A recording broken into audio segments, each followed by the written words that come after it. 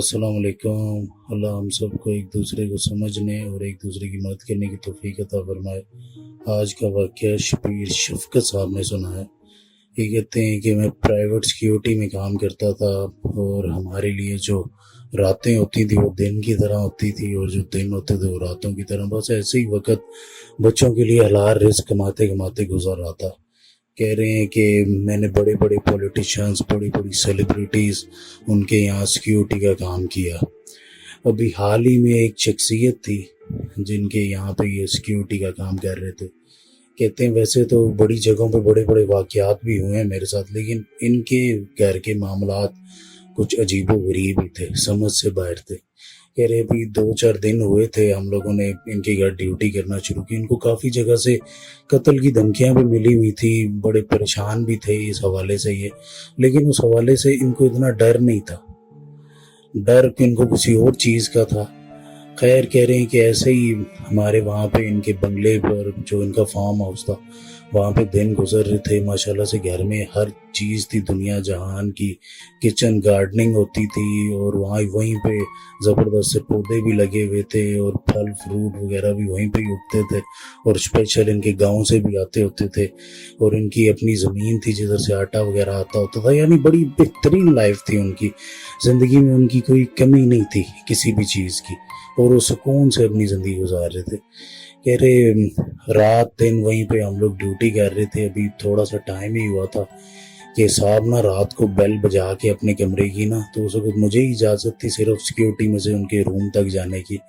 तो मैं उनके रूम में चला जाता, फिर वो फ्रिज भी खोलते, वहाँ से खाना निकालते, गर्म करते और मेरा पेट भरा होता फिर भी मुझे खिलाते। कहते कि अल्लाह के बाद मुझे तेरे ऊपर ही भरोसा है कि तू यहाँ पे मेरी हिफाजत करेगा मेरी जान की। मैंने कहा जी आप हौसला रखें, इंशाल्लाह कोई फिक्र की बात नहीं है इतनी ज़्यादा। इन्होंने कहा ठीक है, फिर जब जब मैं तुझे बुलाऊंगा तो आ जाए करें। कहते हैं हफ्ते में 3 बार वो बेल बजाते थे और मुझे बुला लेते थे, इस तरह मैं चला जाता था उनके पास ही।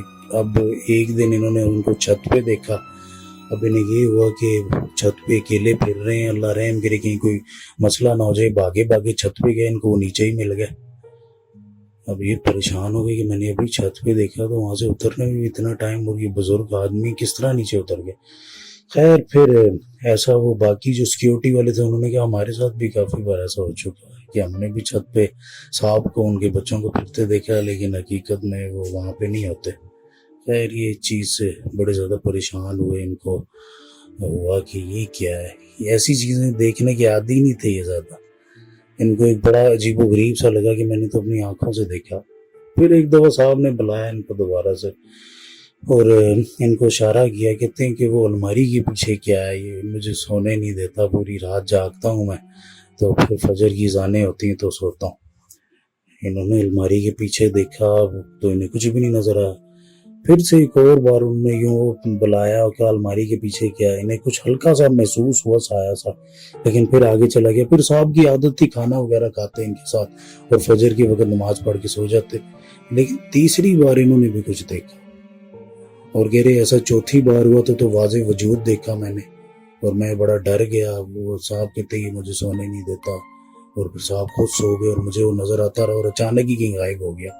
कहते हैं फिर मैंने छत पे किसी वजूद को देखा, मैं उसको जा रहा भगाने के लिए और मैंने गार्ड्स को भी ऊपर बुलाया, लेकिन वो सीढ़ियों में मेरे आगे भागता भागता कहीं गायब हो गया।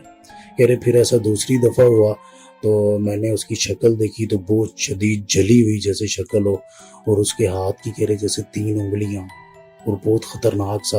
और कह रहे कि उसने मुझे मारा तो मैंने बुलेट प्रूफ जैकेट पहनी हुई थी, लेकिन फिर भी मेरे सीने पे निशान पड़ गया, खून निकलने लग गया और मैं सीढ़ियों से गिर गया। कह रहा है कि इतनी ताकत उसमें थी।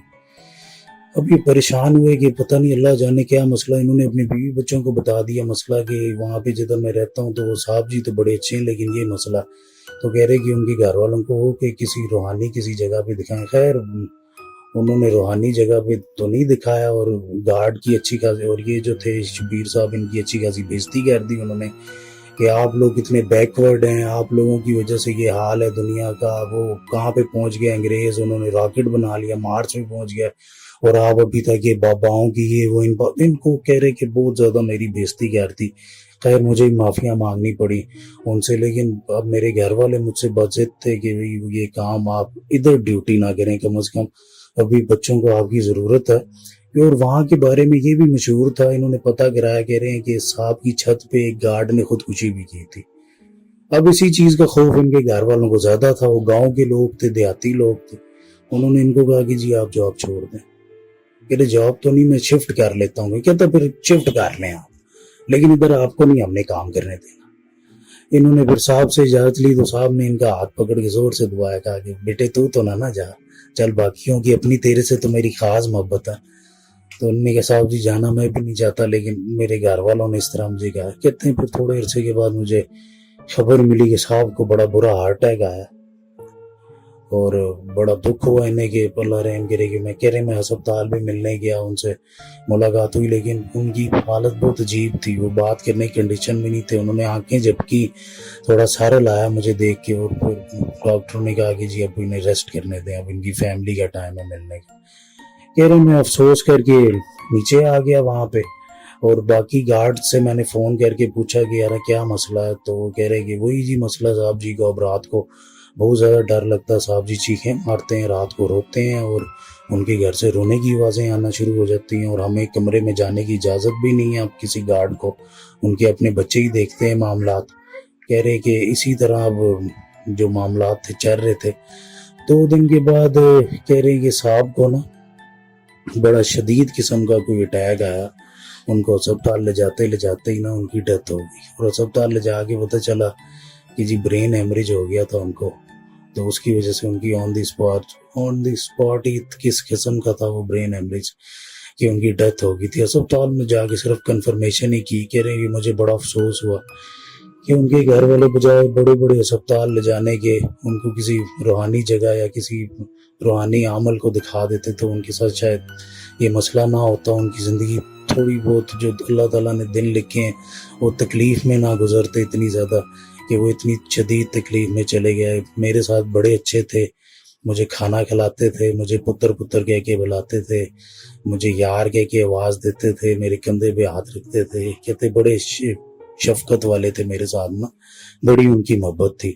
کہہ رہے بس یہی افسوس ہے مجھے ان کا کہ ان کو بڑی امید تھی میرے سے، شاید اس لیے تھی کہ میرے ہوتے ہوئے وہ جو چیز تھی وہ ان سے دور ہوتی تھی جو بھی تھی ان کے اوپر۔ کہہ رہے اسی طرح تقریباً 66 سال کی عمر میں ان کا انتقال ہو گیا، اور آج تک کہہ رہے مجھے وہ نہیں بولتی وہ شخصیت، کسی سیکیورٹی ریزن کی وجہ سے اس شخصیت کا یہ نام نہیں لینا چاہتے کیونکہ بڑی جانی مانی شخصیت ہے وہ، اور یہ چیز ان کے گھر والوں نے بہت زیادہ چھپائی ہوئی ہے میڈیا سے، تو یہ نہیں لینا چاہتے کہ ان کو بھی بیچ میں مسئلہ نہ ہو جائے۔